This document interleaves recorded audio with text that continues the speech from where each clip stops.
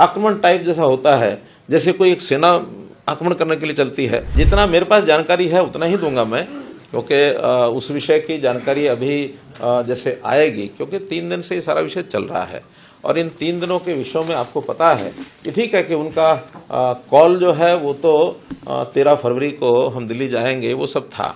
और देखिए, मैं इसमें थोड़ा सा भूमिका ये रखूंगा कि पहली बात तो है कि विषय जो डिमांड है वो हरियाणा सरकार से नहीं है, वो सारी डिमांड चूंकि केंद्र सरकार से जुड़ी हुई है और उस केंद्र सरकार से जुड़ने के बाद उन्होंने आह्वान भी ये किया कि हम दिल्ली जाएंगे।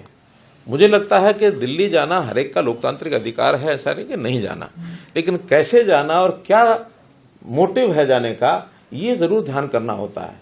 और इस विषय का अनुभव हम पिछले साल देख चुके हैं किस प्रकार से, और एक ऐसा सीन क्रिएट हुआ कि जिसमें साल भर वो लोग धरने लगा करके, और जैसे बहादुरगढ़ का टिकरी बॉर्डर है अथवा कुंडली का ये हमारा सिंगू बॉर्डर है, और उसमें कितने उस समय परेशानी लोगों को हुई है।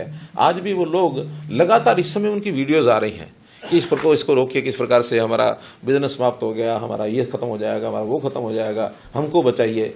यानी एक तरफ तो वो आक्रमण टाइप जैसा होता है, जैसे कोई एक सेना आक्रमण करने के लिए चलती है, इस प्रकार का माहौल बनाना, और उसमें भी यानी ट्रैक्टर, ट्रॉली, जेसीबी, हर्ड और क्या क्या लेके चलना, और एक साल का राशन लेके चलो।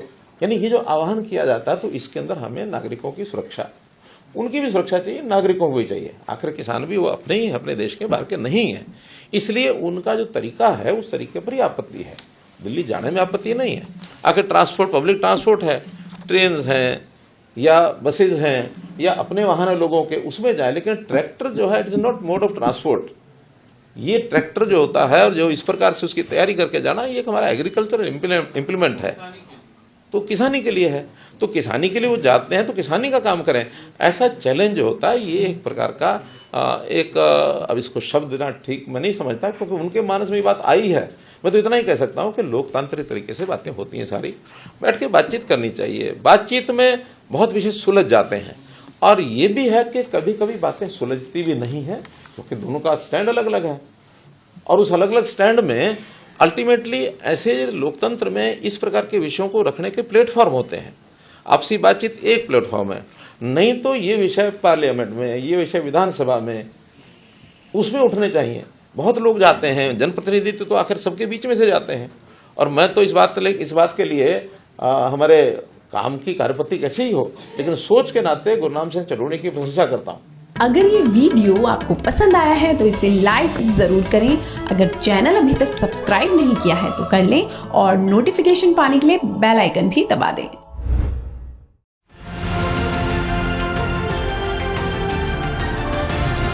किसान तक खाना है तो उगाना है, किसान तक खाना है तो उगाना है, किसान तक खाना है तो उगाना है, किसान तक खाना है तो उगाना है, किसान तक खाना है तो उगाना है, किसान तक खाना है तो उगाना है।